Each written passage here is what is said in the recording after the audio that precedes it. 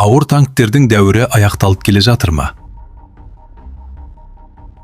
Бүгінде небәрі $500 тұратын дрон $10 миллион танкты жоя алады. Бұл FPV дрондар. Олар өте шағын, аса жылдам және оператордың басқаруындағы квадрокоптерлер. Оператор арнайы көзілдірік арқылы дронның көзімен ұрыс алаңын көреді. Олардың басты қаруы көлемінде емес, дәлдігінде.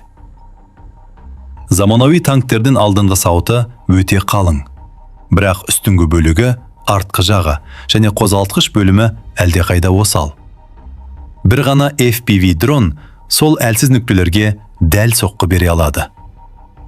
Ұрыс алаңы технологиялар жарысына айналып барады.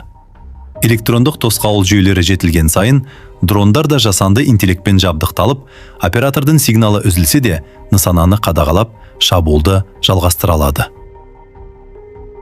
Ауыр танктер әлі де қуатты қару. Бірақ қазіргі соғыстың ережелері түбегейлі өзгеріп жатыр. Геосаясат пен әскери технологияның болашағы туралы көбірек білгіңіз келсе, Біліп жүр арнасына жазылыңыз.